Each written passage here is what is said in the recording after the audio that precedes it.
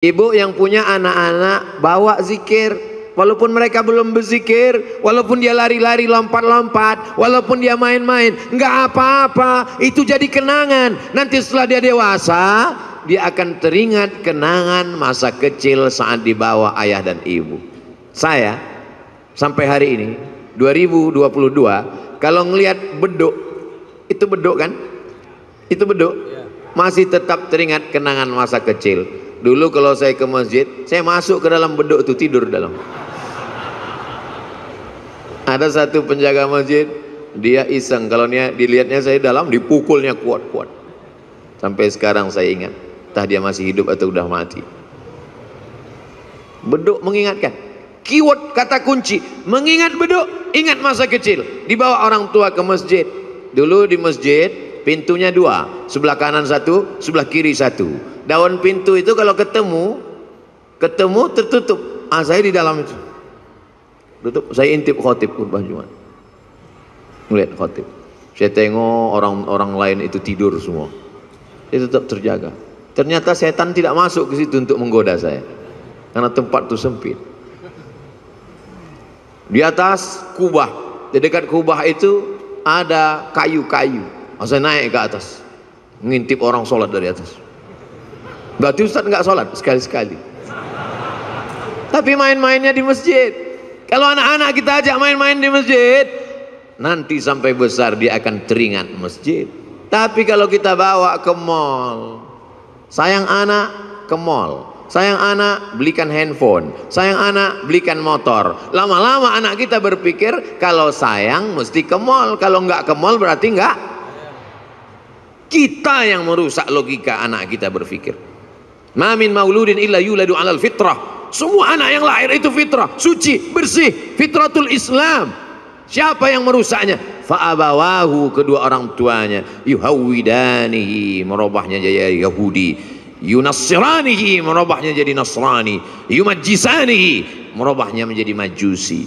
Anak-anak kecil biasakan pakai sarung, biasakan pakai jubah, biasakan pakai sorban, dekatkan dengan Ustadz Abdus Syukur, usapkan kepalanya minta doa, ambilkan kurma minta kunyahkan ke Syekh Isam Tahnik, mengambil barokah penghafal Quran, air liur mereka barokah hafalan Quran, anak-anak kita menjadi penghafal Quran. Ini sekarang orang didekatkan dengan pelaku maksiat, yang penting kaya raya, dari mulai nikahnya dengan saksi pelaku maksiat, yang penting terkenal, yang penting pejabat. Padahal la nikah, tidak sah nikah illa biwaliyin, kecuali dengan wali, wa syahidai adlin, dua orang saksi yang adil. Dulu yang dicari sebagai saksi ulama, penghafal Quran, qari. Sekarang yang penting terkenal, yang penting kaya, yang penting punya jabatan, yang penting punya harta.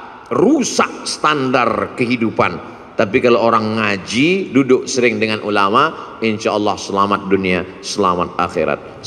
Ternyata kalau tausiah di dekat para alim ulama, tausiah dengan orang yang hatinya berzikir, tausiah dengan orang yang hatinya tenang. Ini pengalaman saya ceramah tausiah. Kalau tausiah dekat dengan orang yang hatinya tenang, dan waktu tausiah itu dia peduli ngelihat kita, itu nyampaikan itu tak terasa lama. Tapi kalau tausiah dengan orang yang terlalu khusyuk sampai menunduk, itu lamanya luar biasa. Apapun yang kita katakan terserah kau lah, kata dia. Berapa kali saya tausiah tidak dilihat orang, orangnya tidak ada, jasadnya ada tapi ruhnya gentayangan. Nah, saya dengan kamera aja. Tapi karena sudah terbiasa ngomong dengan kamera, ya udah saya ngomong aja dengan kamera. Saudaraku dimanapun berada, marilah saya bilang saudaraku dimanapun berada. Maksudnya yang ada di situ entah kemana-mana.